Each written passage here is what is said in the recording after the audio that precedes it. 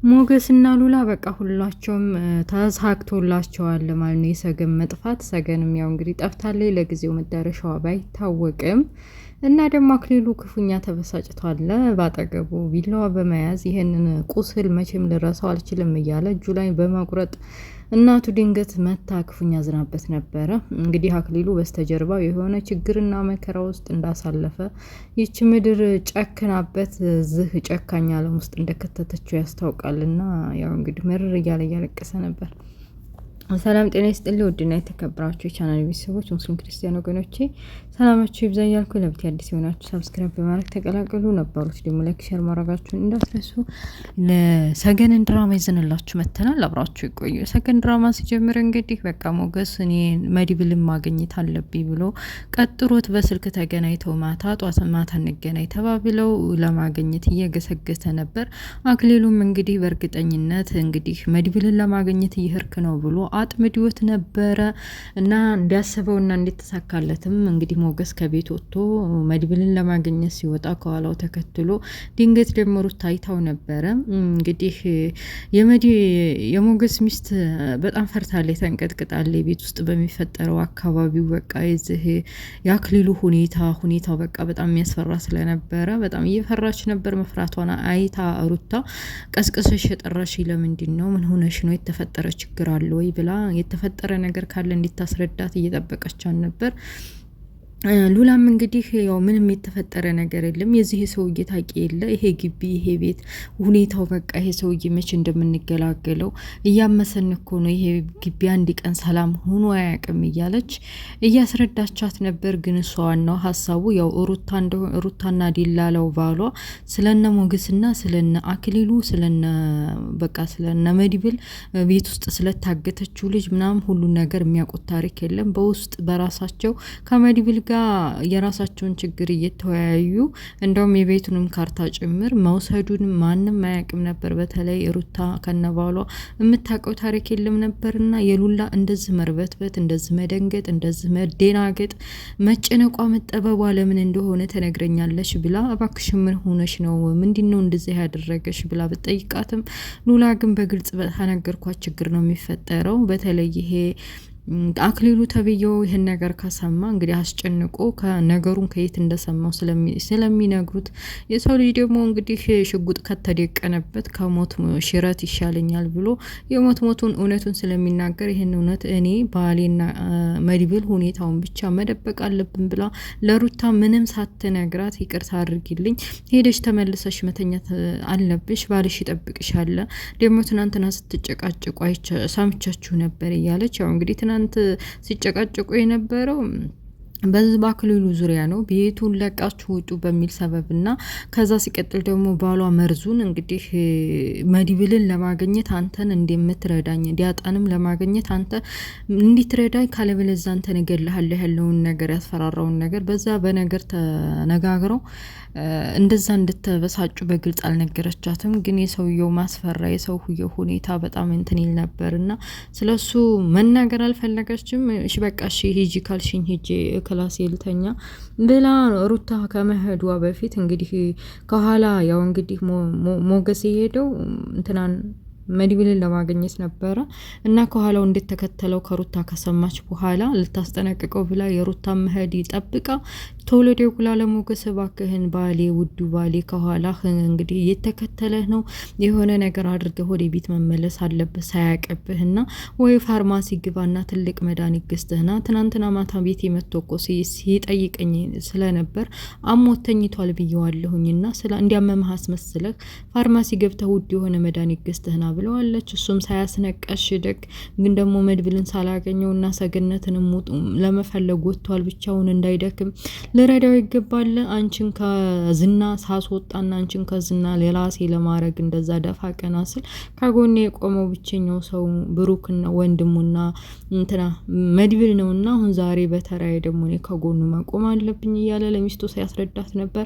እሷም ከጎኑ አትቆም አላልኩም፣ ግን ራስህን እየጠበቅ አሁን ተከትሎሃል እንዳልኩ ፋርማሲ ገብተህ መድኃኒት ገዝተህ ተመለስ አሞታል ስላልኩት ያምንሃል ብለው ነገረችው። እሱም ሞገስም እንደነገረችው ፋርማሲ ገብቶ መድኃኒት ሊገዛ እንደገባ ከኋላው አክሊሉ ተከትሎት ነበርና አብረው ገቡ። ምንድነው ሰላም አይደለም ወይ ምንድነው የምትከታተለኝ ብሎ ሲጠይቀው ያውን አሞኝ ነበር መድኃኒት ልወስድ ነው ብሎ አሳመነው። እንግዲህ አክሊሉም እውነቱን ነው እውነትም ታሞ ሊሆን ይችላል ለመድኃኒት ሊገዛ የገባው ብሎ ተስፋ ቆርጦ ወደ ቤት ተመለሰ። ወደ ቤት ሲመለስ ግን የሰገን መጥፋትና የመድብል እንደዚህ መደበቅ ግራ ባዶነት ፈጥሮበታል። በቃ እየተፈጠረ ያለው 10 ዓመት ሙሉ አግቷት የነበረችው ልጅ በድንገት እንደዚህ መጥፋቷና ቤቱ ሁሉ ወና መሆኑ በጣም አስፈርቶት ይቺ ምድር በቃ ለኔ አላጎበድድላትም ብሎ ተስፋ ቆርጦ እንግዲህ ለሁሉም እጅ አልሰጥም ሁላቸውንም እያንዳንዳቸውን እጃቸውን ነው የምሰጣቸው። እኔ ማለት እሳት ነኝ። እኔ ማለት በቃ እሳት ቃጠሎ ነኝ። አጠገቤ ያለውን ሁሉ ሳላቃጥልና ሳልመርዝ እንዲህ በቀላሉ እጅ ሰጥቼ መቀመጥ አልፈልግም። አንቺ ምድር እንዲሆንሽ ለደግና ለጥሩ ሰዎች አትሆኒም። ሁሌም ፊትሽን የምታዞሪው ለመጥፎ ሰዎችና ለአረመኔ ሰዎች ነው። ስለዚህ ጸጉሬን ነጭ አድርገሽ አጥንቴን ደካማ አድርገሽ እስከምከሰክሽኝና በንብርክክ እስከምታሸጂ ድረስ በጭራሽ ባውጥቻ አላለቅስልሽም ብሎ የደረሰበትን በደል ሽንፈትም ሳይሰማው ራሱን በቃ ማጎብደድ ያልፈልግም እጅ አልሰጥም እያለ ራሱን በቢላዋ ቆርጦ ደሙን እያንጠፈጠፈ ይሄ ደምና ይሄ ቁስል አንቺን አግኝቼ እንደማስከፈለሽ እርግጠኛ ነኝ። የመድብል ተብዬውንም አገኘዋለሁ። ከመድብል ጋር የተረዳዱትንም እና የተባበሩትን መርዙንም ተብዬ አጠፋችኋለሁ እያለ ራሱ እየተቆጨ ሲናደድ እናቱ የዋህና ደግ ሰው ናት። ልጅ መሆኖብኝ ነው ብላ አጠገቡ በቢላዋ እጁን ሲቆርጥ አይታ ምን ሆንክብኝ? አንተማ የሰፈረህ ጂኒ ሌላ ነው። አንተ ይሄ ልጅ ሌላ አይደለም። አንተ ሌላ ሰው ነህ። ይሄ ልጅ አይደለም። እንዴት እንደዚህ ታደርጋለህ? ምን ተፈጥሮ ነው እጅህን ለመቁረጥ በራስህ ጊዜ የተነሳው? በቃ ጸበል ውስጥ ያለው ተነስማ ብለው እንግዲህ ልብሱን እንዲለብስና የቆረጠውን እጅ ደሙን እንዲጠራር ካደረጉ በኋላ ለባብሰው በልተነስ ቀጥል ወደ ጸበል መሄድ አለብን ብለው ሲሉ እሱም ደግሞ እኔ እንግዲህ በወንጀል ተጨማልቅ ያለው ወንጀል ውስጥ አንዳውኑ ተዘፍቅ ያለሁኝ እድሜ ልኬን በወንጀል መኖር ነው የምፈልገው። ያሳጡኝ ሰዎች በሙሉ እጃቸውን ሳላረግ መጸበል አልፈልግም።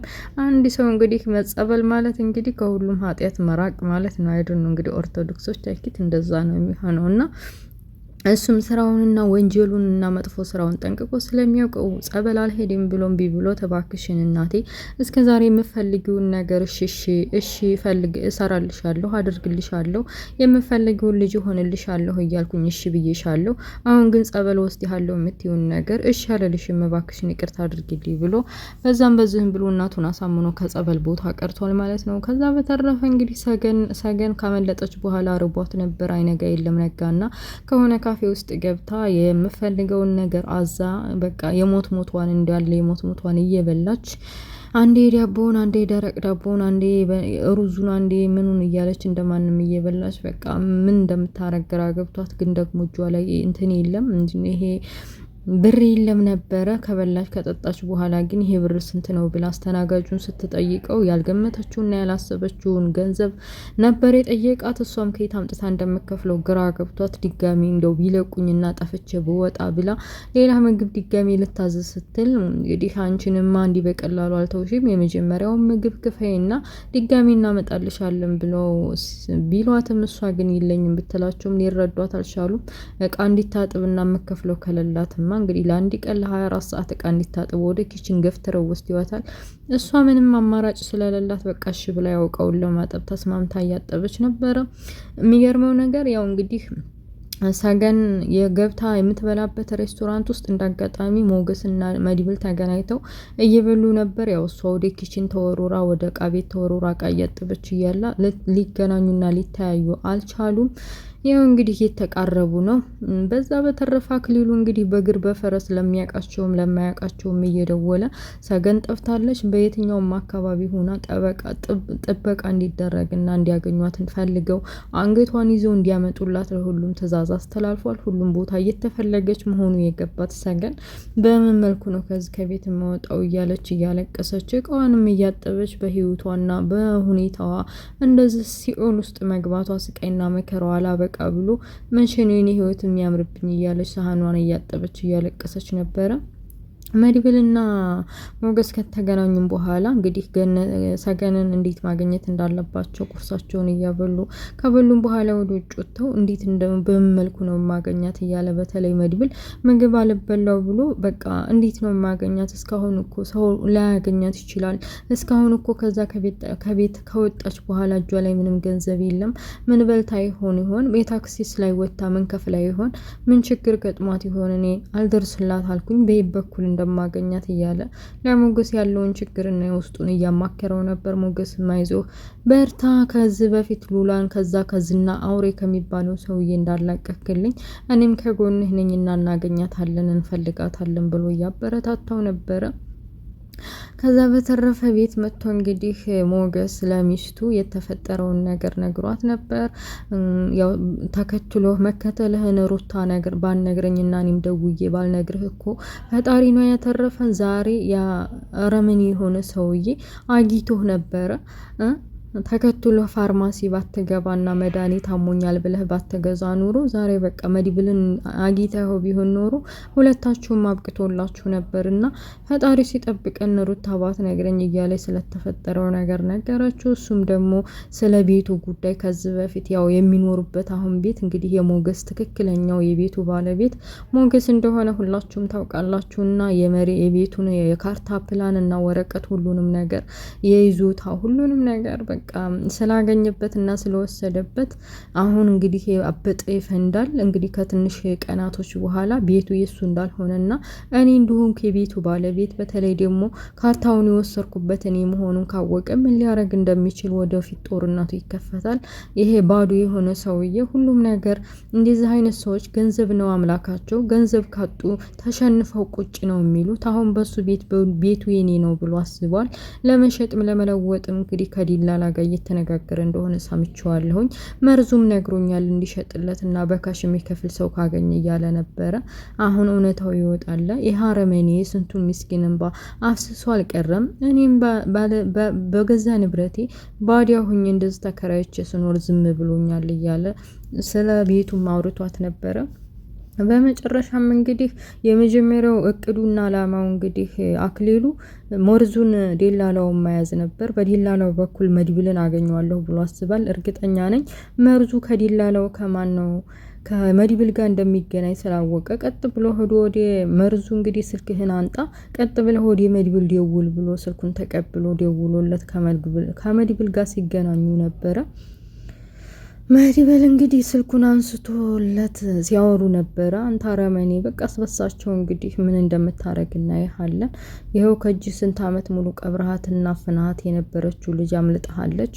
አሁን ምን ሊውጥህ ነው እየተባባሉ ስበሳቸው እያወሩ ነው። እንግዲህ አንተን አንድ ቀን አገኘሃለሁኝ ያገኘሁ ግንና እጄ የገባህ ቀን ግን ታገኛታለህን ባልገባሁ ብለህ ትመኛለህ እያለ እየዛተበት ነበር። መርዙ በወቀ ደግሞ ከኋላ እየተከተለ የሚያወሩትን ነገር ለመስማት ቢሞክርም ግን አልሆነለትም። በመጨረሻም እንግዲህ መርዙ የዴላላ አይደለ ፈልጎ ካሽ የሚከፍል 100 ምናምን ሚሊዮን ብር የሚከፍል ሰው አግኝቼልሃለሁ ብሎ አገናኘውና እንግዲህ እሺ ካገኘህልኝ ማስፈልግህ ነበር ብሎ ከመሬት ካርታና ፕላኖች ጋር ደውሎ ሊገናኝ ሲል ካርታና ፕላኑ ጋር ባንተ ስም አይደለም በሌላ ስም ሳው ነው ማዛወርም ሆነ መሸጥ አትችልም ብለው ኩም አደረጉት ማለት ነው። እንዳለ በቁሙ እንደ እንጨት ድርቅ ብሎ ቀረ። ይሄ አክሊሉ ተብየው ገና ጉዱን አልሰማ ደግሞ እና ድራማው እንግዲህ ዴላላውን ፍጥጥ አድርጎ እንዴት ባንተ ምክንያት ነው ይሄ ቤት በስሜ ያልሆነው በስሜ ነው ብዬ እየተከራከርኩ እያለ ዴላላውን ጉሮሮውን እንዳናቀው ድራማው ያልቃል። ውድ ቤተሰቦችዬ ምን ትላላችሁ? እንግዲህ ሰገንና መድብል ይገናኙልን ነው የምንለው። ወዲያ አትበሉብን። ሰገንና መድብልን አገናኙልን፣ ድራማው እንዲያስጠላ አታድርጉልን እንላለን ለዳይሬክተሩ እና ውድ ቤተሰቦችዬ የዛሬው ድራማ ይሄን ይመስላል። ኔክስት በሌላ ፓርት እስከምንገናኝ ላይክ ሼር ማድረጋችሁን እንዳትረሱ። ቪዲዮ እንግዲህ አጫውቱ፣ በስርዓት አጫውቱ ውዶችዬ። ላይቭ ብገባ እርግጠኛ ነኝ እናንተም ታውቁታላችሁ እስከ 20 እስከ 30 ደቂቃ መቀመጣችሁን አትሉም ትቀመጣላችሁና ቪዲዮ 14 ደቂቃም ሆነ 13 ደቂቃም ሆነ 15 ደቂቃም ሆነ አጫውቱ በስርዓት በርዩ እላችኋለሁ። ላይክ በማድረግ አበረታቱ። ስለነበረ ቆይታ አመሰግናለሁ። ኔክስት በሌላ ፓርት እስከምንገናኝ መልካም ሁሉ እመኝላችኋለሁ። ባይ ባይ ቻው።